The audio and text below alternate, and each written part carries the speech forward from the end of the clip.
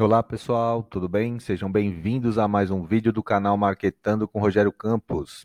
E hoje, para completar aí mais um vídeo da série Os 4 P's de Marketing, nós vamos falar sobre as estratégias de distribuição ou o P-Praça. Então vamos lá, quais os assuntos que nós trataremos hoje aqui? O que são canais de distribuição? Vou apresentar para vocês aí um conceito sobre canais. Depois, é importante que a gente entenda um pouquinho do público-alvo para então definir, né, o que é praça. Vou dar algumas dicas para vocês. Vamos analisar algumas possibilidades, alguns tipos de intermediários nesse processo. E aí, no final, eu trago para vocês duas dicas de ouro que são bastante importantes, principalmente para quem quer investir em um site, um e-commerce, né? Tem algumas possibilidades, eu vou dar algumas dicas aí para vocês, tá? Então me acompanhe até o final. Se você ainda não se inscreveu no canal, por favor, se inscreva, ajude o canal a crescer e eu tenho certeza que você se inscrevendo poderá sempre obter aí bastante conhecimento sobre as matérias que a gente trata aqui. Bom, tratando-se então de conceito, né? O que são canais de distribuição? Olha, é o caminho escolhido por uma empresa para fazer com que seus produtos ou até mesmo serviços cheguem, né, aos consumidores certos, no local certo e no momento exato. Então, se nós pensarmos num canal de distribuição simples, né, nós temos lá o fabricante, podemos ter um intermediário neste meio, que seria o varejo, até o produto chegar no consumidor final. Então, por que é importante, né, a gente pensar na praça?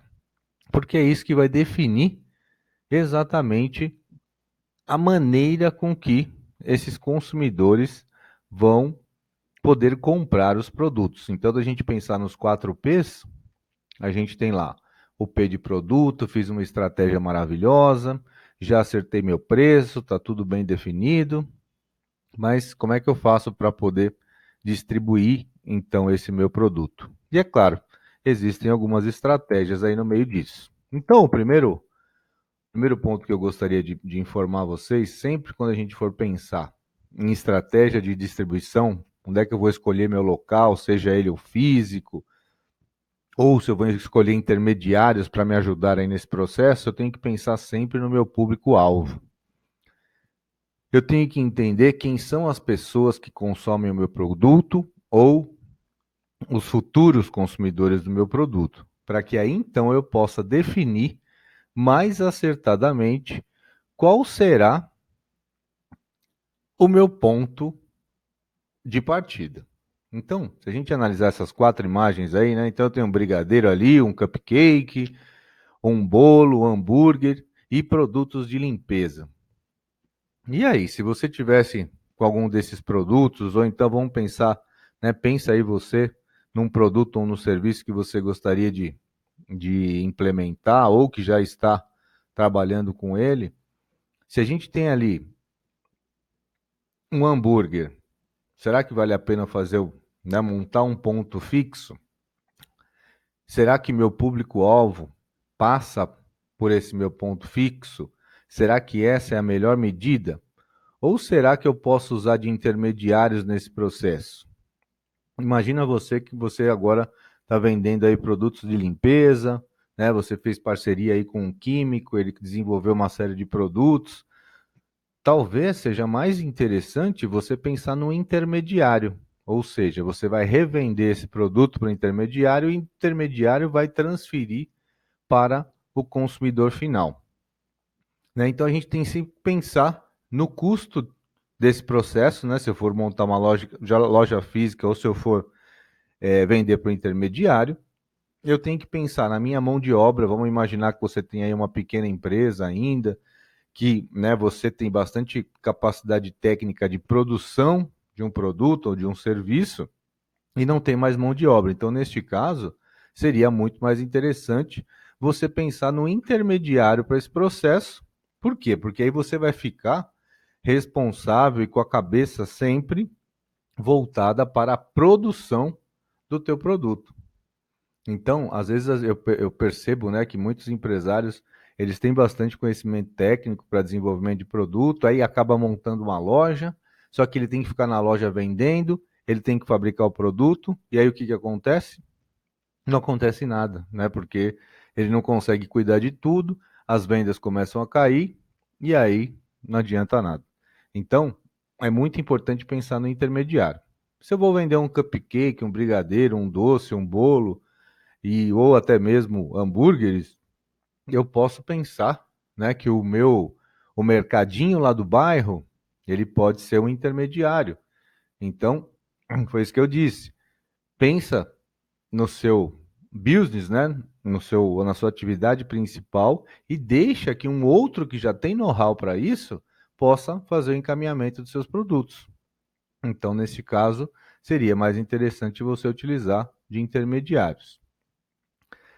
E principalmente quando a gente fala de visibilidade, né? Às vezes esse intermediário, esse mercadinho ou essa padaria que está aí próximo a você, eles têm muito mais, já tem uma clientela fixa, então de repente comprar os seus produtos e você se focar na sua produção seria muito mais interessante. Ah, mas Rogério, mas aí eu vou ter que vender a um custo mais baixo, porque automaticamente ele vai ter que fazer essa revenda. Então, nós vamos, como temos intermediários no processo, eu acabo tendo uma lucratividade menor. Sim, você tem uma lucratividade menor.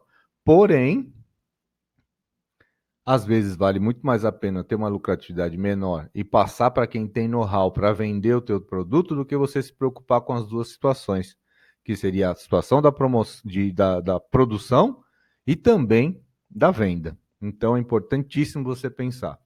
Público-alvo, em quem vai comprar o meu produto, como ele compra, e se for o caso, aí sim eu vou decidir estudar uma loja física ou até mesmo passar por intermediários.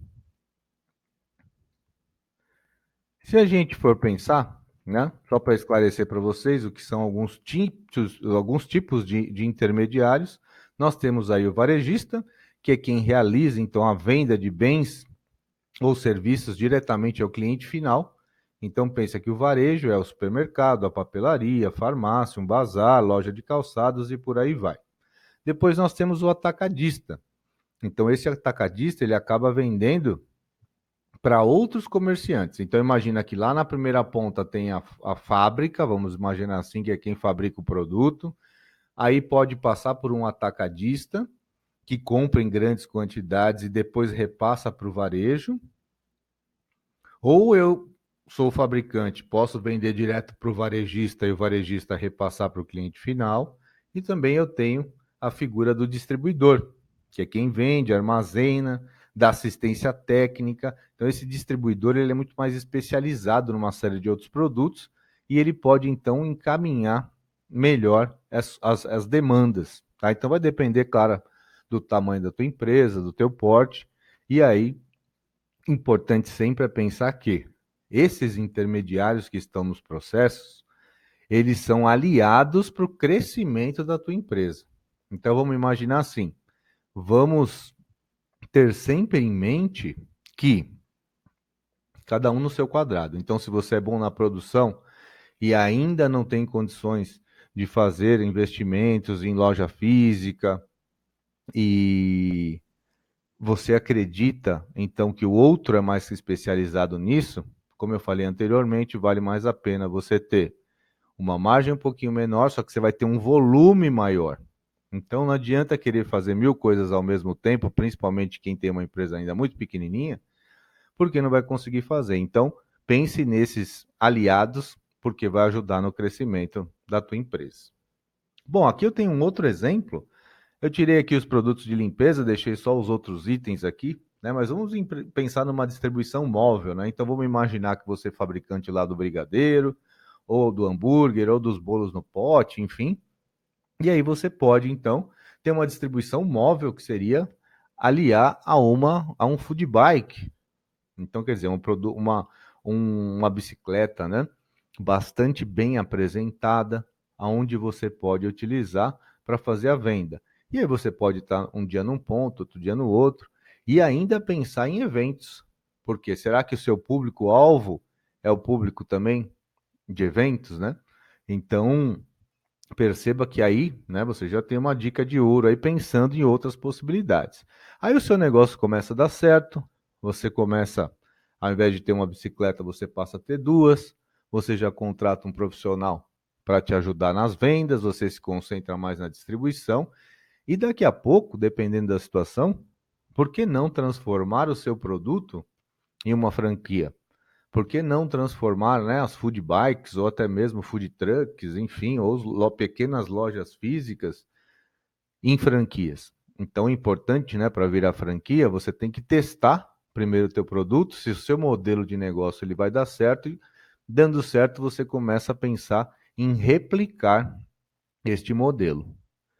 Então, uma dica interessante se você tem essa pretensão. A apresentação é tudo, né? Então, aqui a gente imagina essa bicicleta bastante adesivada, com todo, né, toda personalizada para vender o teu produto. Eu tenho certeza absoluta que até a margem de lucratividade, neste caso, ela pode ser maior. E aí, isso dá visibilidade até para depois nós falarmos até de um outro P, que seria o P de promoção, né, que é a comunicação. Então, essa bicicleta vai ajudar bastante na comunicação. Se você faz algumas propagandas aí nas mídias sociais, sem dúvida nenhuma, com a alta das festas, né, dos eventos, as pessoas estão cada vez mais promovendo festas em buffets ou fazem festas particulares e contratam, né, alguns serviços para poder complementar essa festa. Então, a Food Bike poderia ser uma grande ideia em termos de distribuição.